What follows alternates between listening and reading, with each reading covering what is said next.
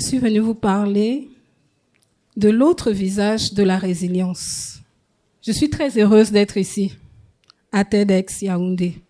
Le thème Unbreakable. Ce thème a généré en moi, comme un électron qui génère de l'électricité, d'autres mots. Unstoppable, unshakable, inarrêtable, instoppable. Vous pouvez continuer la liste. Ça sonne comme des slogans. Mais la résilience dans la vie réelle, c'est plus qu'un slogan. Je suis donc venue vous parler de résilience. Dans la transition énergétique, qu'est-ce qui se passe lorsque la donnée humaine est ignorée? Transition énergétique, données humaines, résilience, beaucoup de mots. Quand j'en parle autour de moi, mon entourage me dit « Léonie, c'est complexe, j'en conviens. » C'est comme le sac à main d'une femme. Vous avez déjà été en contact avec le sac à main d'une femme? J'ai le mien. Je vous montre. Alors, qu'est-ce que j'ai? Des vitamines, une brosse à cheveux. Attendez, il y a quelque chose au fond là. Une télécommande et un effaceur. Bon. Alors, c'est complexe, hein? On a l'impression que le concept, il n'y a que le détenteur du sac qui le comprend. Un peu comme tous ces termes-là. Mais vous savez, la transition énergétique, c'est un peu de la résilience. C'est passer d'un mode de production à un autre, beaucoup plus éco-responsable, et qui va donc maintenir la même efficience et peut-être même plus de performance. Bon, données humaines. La donnée humaine. Vous êtes un ensemble de données. Madame, votre tenue, vous l'avez choisie ce matin, ce sont des données. Monsieur, votre entourage, vous l'avez choisi, ce sont des données. La façon dont vous êtes assis, c'est un ensemble de données. Comment vous vous êtes réveillé ce matin, ce que vous avez fait, le premier geste, ce sont des données. Votre façon de penser, ce sont des données. Et en matière de données humaines, la résilience ressemble à une fracture. Je vais vous montrer ma marque de résilience. J'en ai une ici, là. Je ne sais pas si vous la verrez. C'est une vraie fracture. J'étais top 5 de ma promotion, dernière année d'ingénieur. Quelques mois, bam! Accident, fracture. Les données ont conclu pour moi. Tu ne seras peut-être pas ingénieur cette année. Peut-être même tu ne marcheras plus jamais. Pourtant, 7 mois plus tard, je déambulais avec ma fracture, 2 opérations après, pour prendre mon diplôme dans l'amphithéâtre de mon école d'ingénieur, toujours dans le top 5 de ma promotion. Impressionnant, hein? Autre temps, autre époque, autre lieu, tu es nommé à un poste. Le nom du poste est aussi complexe que mon sac à main.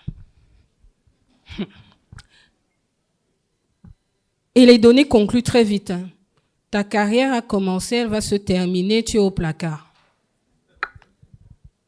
Pourtant, tu structures, tu donnes un sens, tu fais des études, tu élabores des procédures et quelques années plus tard, ton poste qui avait un nom très complexe devient un département stratégique toujours opérationnel à l'heure actuelle.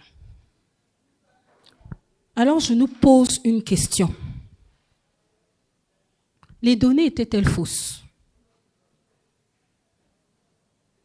Non, les données n'étaient pas fausses. Elles étaient juste incomplètes. Et c'est là, à ce moment précis, que la résilience commence. Parce que la donnée va toujours expliquer des circonstances, le pourquoi, le comment, mais lorsqu'il s'agit de données humaines, elle ne détermine jamais la trajectoire. Je travaille dans un domaine où on a des modèles tous les jours. Modèle économique, modèle d'optimisation, modèle d'équilibre offre-demande, modèle de prévision, modèle de sensibilité, modèle. Seulement, le modèle ne peut pas tout expliquer. Un projet peut être techniquement parfait et complètement instable, inadapté, rejeté. Dans ma carrière, j'ai vu des décisions mises de côté. J'ai vu des équipements qui semblaient très bien calibrés sur le papier, arriver sur le terrain, ça ne matche pas. J'ai vu des outsiders devenir leaders. J'ai vu des équipes se disloquer et d'autres se remettre et devenir plus fortes. Parce qu'il y a quelque chose de très dérangeant. La donnée n'explique pas tout. Les systèmes, les sociétés, on dit qu'elles sont fragiles parce qu'il manque de moyens. Moyens économiques, moyens humains, moyens financiers, moyens techniques. Mais l'histoire nous dit autre chose.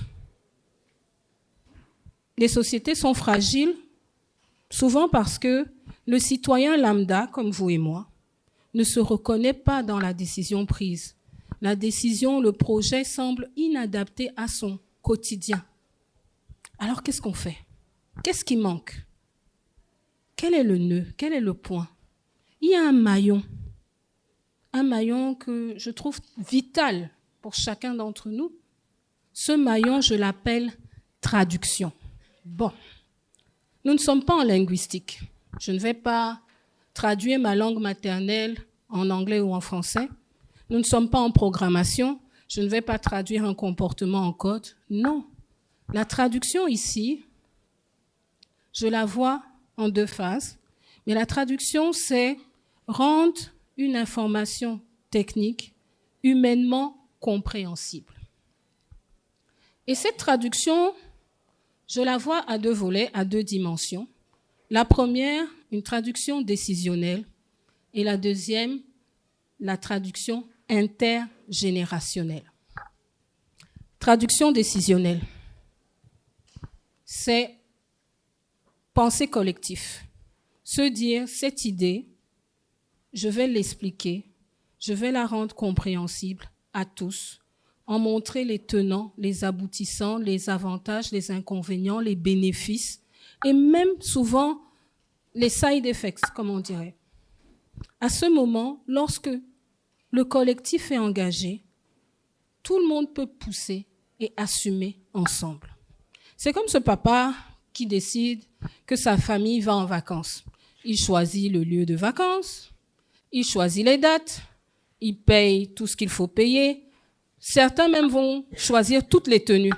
C'est génial, un papa qui pense à tout, c'est super. Mais ce qui risque d'arriver, c'est que l'année d'après, personne ne voudra partir en vacances avec lui. Traduction décisionnelle, il ferait asseoir sa famille, leur expliquer le choix, qu'ensemble ils puissent assumer comment ça va bien se passer, ce qui risque mal se passer, quels sont les souvenirs qu'on va garder. Et je vous assure, même le petit dernier va adhérer. Et l'année d'après, ce qui va se passer, c'est que c'est la famille qui va demander au papa, où est-ce qu'on part en vacances? J'ai une expérience, c'est une leçon de traduction décisionnelle. Je suis responsable d'une équipe. C'est une équipe résiliente. C'est une équipe qui travaille dur, qui oublie même souvent les autres aspects de sa vie et qui préfère que le travail soit excellent. Alors, en pensant à mon équipe, je me suis dit, oui, mais il faut qu'on apprenne à décrocher ensemble, il faut que chacun puisse rentrer chez lui quand il fait encore jour, qu'on puisse apprendre à prendre des pauses, que le week-end, on ne soit pas en train de parler travail. Donc, j'avais les étoiles dans les yeux parce que je pensais au projet, j'ai défini les règles, comment ça allait se passer, j'ai même trouvé le slogan et même les t-shirts. Et ce qui s'est passé, c'est qu'on l'a fait une fois et plus jamais, jusqu'à présent, on l'a refait. J'ai manqué de traduction décisionnelle. Et pour rattraper, j'ai refait l'inverse. Et dans quelques semaines. On va reprendre le concept, mais c'est toute l'équipe qui le porte. La deuxième dimension, la dimension intergénérationnelle, une société résiliente ne fait pas hériter des infrastructures. Pas juste des infrastructures. On a des ponts, des bâtiments, des routes, des musées. Mais derrière cela, il y a un savoir-faire, un savoir-être. Il y a comment on a pensé pour cet équipement, pour ce projet, quelle était la mentalité derrière, c'est ce qui dure.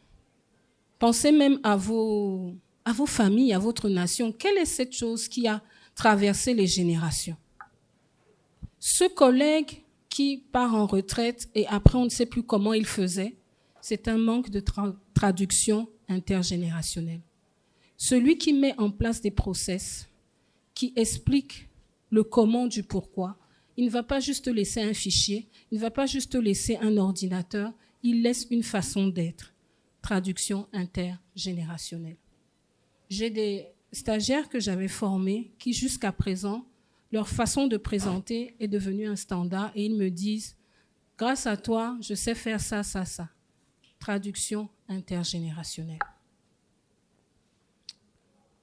Parce que sans traduction décisionnelle, la donnée reste technique, l'information reste abstraite, elle ne se relaie pas au quotidien du citoyen lambda.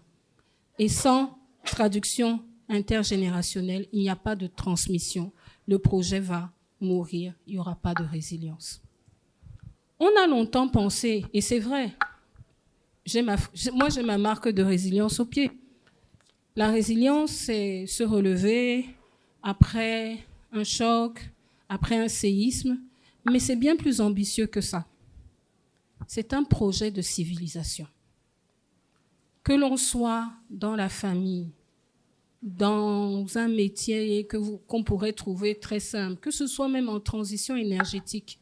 Je reviens à la transition énergétique. Ce n'est pas juste accumuler des idées. C'est penser, et pour ça la transition énergétique, ce n'est pas juste répondre au fait que la planète va mal.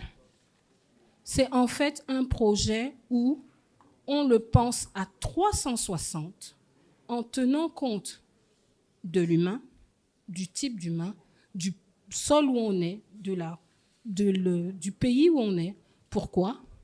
Parce que la solution doit être adaptée, doit être pensée ensemble pour être transmise.